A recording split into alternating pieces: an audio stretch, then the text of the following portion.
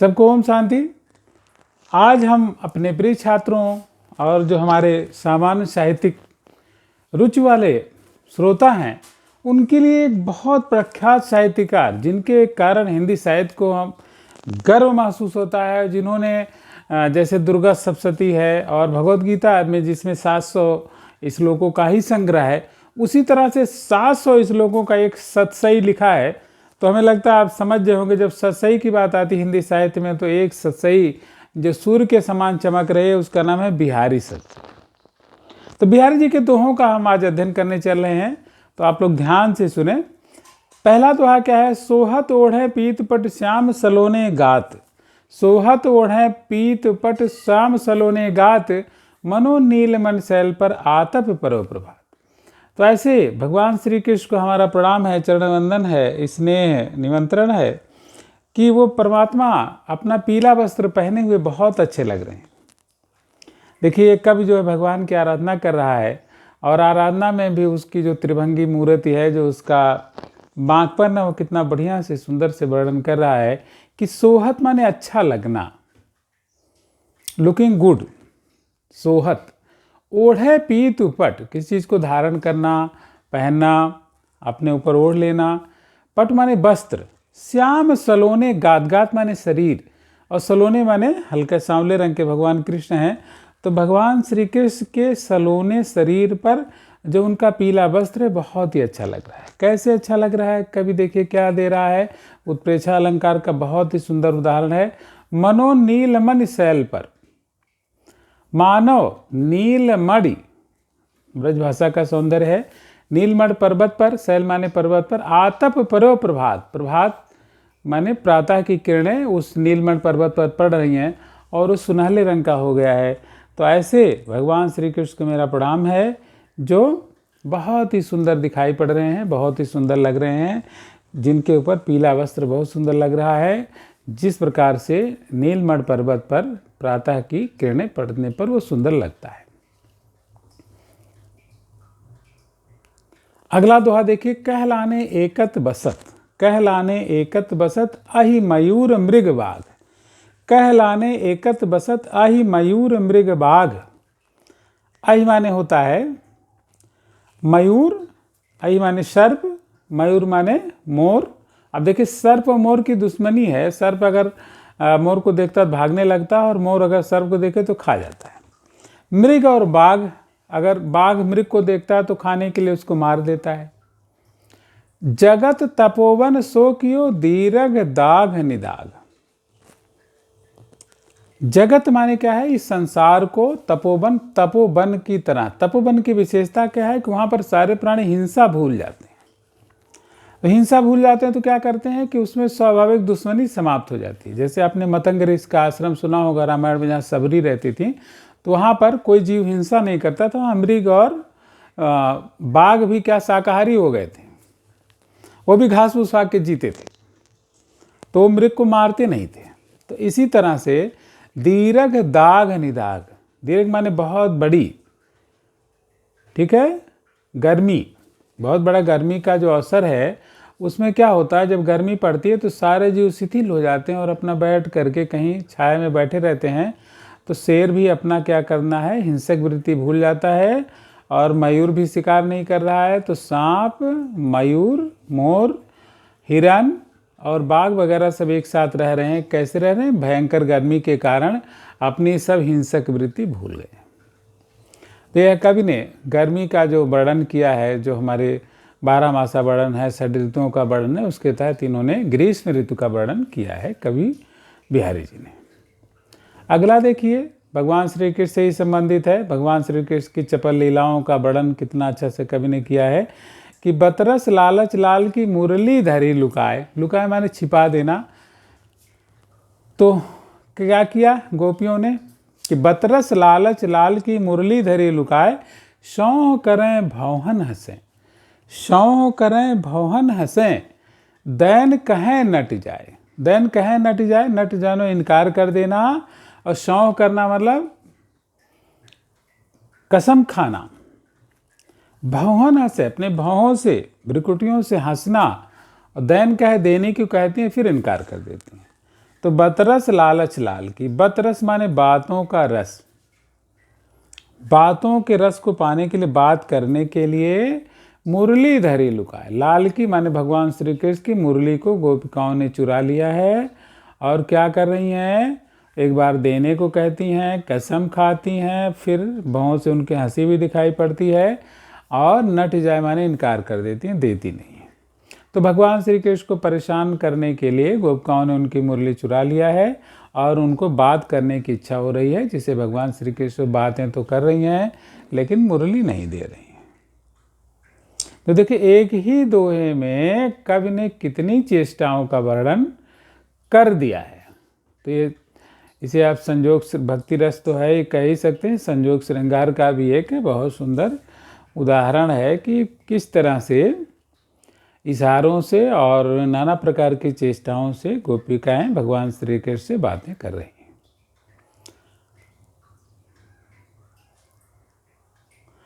और अगला जो श्रृंगार रस का एकदम चरम उत्कर्ष है, उसमें श्रृंगार ही श्रृंगार है। कहत नटत रीझत खिलत, कहत नटत रीझत खिलत मिलत, खिलत लजियात भरे भवन में करत हैं नैनन ही सो बात।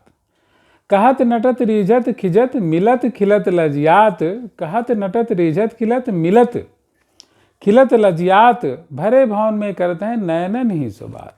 नैनन ही सो बात, भरे भवन में करते, भवन माने भवन, बिल्डिंग, निवास, भरे भवन में जहाँ पर बहुत सारे लोग हैं वहाँ पर नायक और नायिका ऐसे बात नहीं कर रहे हैं, मुख से कैसे कर रहे हैं, नैनन ही सो बात, अपने नेत्रों से ही सब बात कर रहे हैं। क्या कर रहे हैं, कहत, कुछ नेत्रों से कहते हैं, फिर क्या होता है, नटत, जो कहते हैं तो दूसरा जो है उसको इनकार कर जाता है, तो उसके इनकार कर क्या हो जाता है, दूसरा रीझ जाता है, और फिर रीझने से दूसरा क्या करता है, उसको खींच पैदा हो जाती है, तो फिर क्या होता है, मिलत, नेत्र मिलते हैं और फिर प्रसन्न हो जाते हैं, और नेत्रों के मिलने से नायिका भी क्या होती है, लज्जावंती हो जाती है, उसको ला जाती है। तो इस प्रकार से बहुत सारे लोग हैं जहाँ पर नायक और नायिका का एक प्रेम प्रसंग का वर्णन कवि बिहारी जी ने किया है। इसमें श्रृंगार का चरमोत्कर्ष है, श्रृंगार का बहुत ही सुंदर उदाहरण है श्रृंगार रस का, और अनुप्रास तो इसमें बहुत ही सुंदर ढंग से व्यक्त हुआ है। तो ऐसे कवि बिहारी जी को हम सबका नमन। और जानते हैं कि रीतिकाल में श्रृंगार का वर्णन बहुत ही प्रधान अंग था। अब अगला देखिए, प्रकृति चित्रण है। बैठ रही अति सघन बन पैठ सदन तन माह, देख दोपहरी जेठ की छाहों चाहत छा। अब उस समय एसी का ज़माना नहीं था, लोग क्या करते थे, वृक्षों की छाया में ही रहते थे। अगर बिहारी के ज़माने में एसी का ज़माना होता तो कविता थोड़ी बदल जाती। अब देखिए, बैठ रही अति सघन बन, अति सघन वन का मतलब वो तो जहाँ पर वृक्ष बहुत सारे हों तो वह समूह क्या कहलाता है, वन कहलाता है। तो माने बहुत बड़ा बाग कह लीजिए जहाँ पर लोग बैठे हुए हैं। सदन तन्मा, पैठी सदन, सदन माने होता है घर, तो बहुत बड़ा एक वृक्षों का समूह जहाँ पर सब लोग बैठे हैं। और देख दोपहरी जेठ की छाहों चाहत छा। जेठ, अपने उत्तर भारत में जेठ में गर्मी बहुत प्रचंड पड़ती है, ज्येष्ठ मास में, और उस गर्मी का वर्णन कवि बिहारी जी ने किया है। और इतनी प्रचंड गर्मी है कि ऐसा लगता है कि छाया को भी, छाया को भी, जहाँ पर शीतलता हो उसको भी शीतलता चाहिए। जहाँ पर वृक्षों की छाया है उस छाया को भी छाया की दरकार है, ज़रूरत है। तो भयंकर गर्मी का वर्णन किसने किया, कवि बिहारी जी ने किया है। अगला देखें, कागज पर लिखत न बनत। कागज पर, कागज पर कुछ कहते हुए नहीं बन रहा है, कहत संदेश लजात। अपना संदेशा कहते हुए नायिका को लज्जा आ रही है। कही है सब तेरो हुए, मेरे ही की बात, ही माने हृदय, कहिए सब तेरे ही है, मेरे ही की बात। तो अब आजकल के, पहले ज़माने लोग इतने पढ़े लिखे नहीं थे तो अपने संदेश को, बात को उतना अच्छे से कह नहीं पाते। जो पढ़े लिखे भी थे वो अभी अपनी बात को नहीं कह पा रही थी। जैसे नायिका है, उसको लज्जा आ रही, इसलिए वो अपनी बात को कह नहीं पा रही। फिर क्या कर रही है, कागज पर लिखत बनत कहा संदेश लजात, कागज पर लिखते हुए नहीं बन रहा, अपना संदेशा कहने उसे लज्जा आ रही है। वो कह रही क्या, कहत कहिए सब तेरे ही हो, तुम्हारे हृदय में जो कुछ हो मेरे ही की बात, मेरे ही हृदय की बात है। तो इस प्रकार से कवियत्री ने अपना संदेशा प्रीतम के पास भेजा है कि जो आपके हृदय की बात है वही मेरे हृदय की बात है। आप भी विरह से परेशान हैं और हम भी परेशान हैं। ठीक, आपने इसका एक गाना भी सुन रखा होगा, एक फिल्मी गाना है जिसमें एक नायिका अपने नायक को संदेश भेज रही है। अगला देखिए, बिहारी जी ने अपने बारे में कहा है कि प्रकट भय दिरजाज कुल सुबस बसे ब्रज आए, जन्म ग्वालियर जानिए मथुरा बस ससुराल। उनके बारे में कहा गया है कि ग्वालियर में पैदा हुए थे, मथुरा में बस गए थे, ब्रज क्षेत्र में बस गए थे। तो प्रकट भय द्विजराज कुल, एक ब्राह्मण, द्विजराज माने एक जिसका एगो पवित्र संस्कार होता है उसको द्विज कहते हैं। तो प्रकट भय द्विजराज कुल, एक ब्राह्मण परिवार में जन्म लिए और सुबस बसे ब्रज आए, अपने ससुराल में संजोग बस आकर के बस गए। मेरे हरो कलेश सब, वो कहते हैं कि हे परमात्मा श्री कृष्ण, मेरे कलेश माने कष्टों को दूर कर, हरो माने दूर कर दीजिए। केशव केशव राय, राय माने होता राजा, तो जो मथुरा के राजा है भगवान श्री कृष्ण, वह हमारे सभी कष्टों को दूर करें। प्रकट भय द्विजराज कुल, ब्राह्मण परिवार में पैदा हुए, मथुरा बस ससुराल, मथुरा में आके बस गए। और मेरे हरो कलेश सब केशव केशवरा, हे परमात्मा श्री कृष्ण ब्रजधीश द्वारिकाधीश, मेरे सभी कष्टों को दूर करें। अगला देखिए, जैसे ये जो दोहा है ये कबीर की तर्ज पर है। जप माला छापे तिलक सरे ने को काम, मन काचे नाचे वृथा सांचे राचे राम। राम किस पर है, सच्चे हृदय में बसते हैं। सांचे राचे राम, रचते हैं बसते हैं सच्चाई में। मन काचे, कच्चा मन जो है नाचे, नाचता है, फालतू इधर उधर घूमता है। वृथा माने बेकार, वृथा माने बेकार। जप माला छापे तिलक, कुछ लोग हाथ में क्या करते हैं, माला लिए रहते हैं जप करने के लिए। आप लोगों ने माला देखा होगा, कुछ लोग जप करने के लिए लिए रहते हैं। जैसे हाथ में कुछ लोग ऐसे माला हाथ में लेके जपते रहते हैं।